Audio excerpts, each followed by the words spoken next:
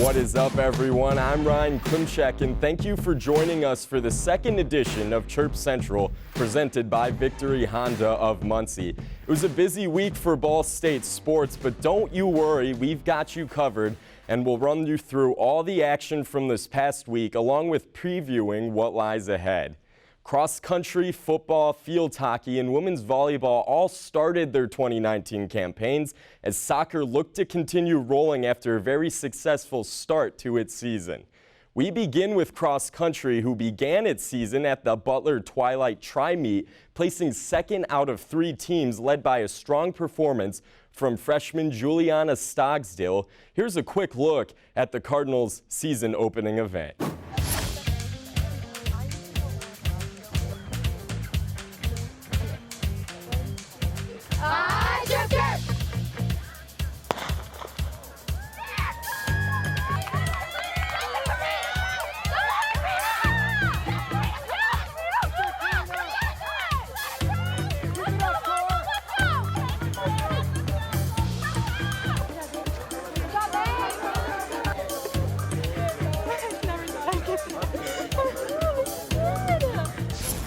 Despite a weather delay that pushed the start of the match back 90 minutes, women's soccer continued its success early in this 2019 season against Loyola Chicago at Briner Sports Complex. Hawkins Dabney's play earned her the MAC Co-Offensive Player of the Week, while teammate Tristan Studeville brought home the Defensive Player of the Week for the second time this season. Soccer looks to continue its 4-game winning streak at Omaha on Friday. Women's volleyball opened its season last Friday at Worthen Arena, going 1-1. Here's a look at the 3-set victory over UAB and what Kelly Miller-Phillips thought of Natalie Mitchum's 32-kill weekend.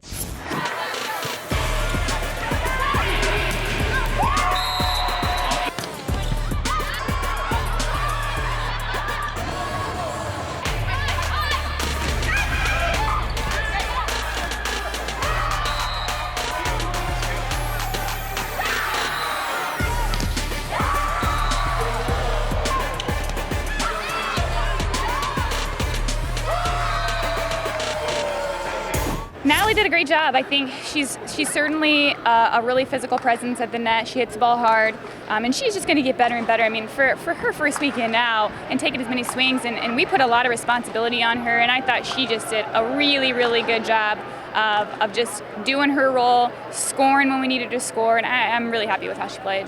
The busy week for Ball State sports gave us some big-time performances. Here are 4 players to watch this weekend.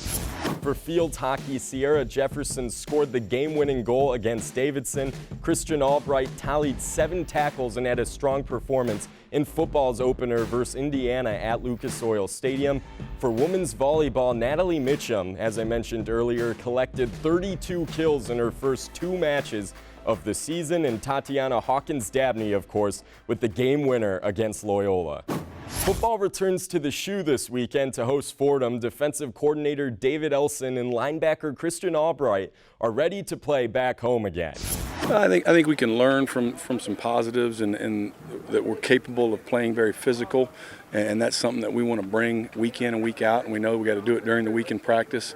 We felt like we had done that, in practice, and so that was the biggest thing, is that we felt like we played a really physical brand of football, and that's something we want to be really consistent with throughout the year. It always is going to come back to, number one, you got to stop the run first and get them into long yardage situations where on third down we can get after them. And we looking back at the Indiana game, when we had them in longer yardage situations, we were more successful on third down, and so we got to find a way to do that on first and second down, and then feel like that'll be the key to win.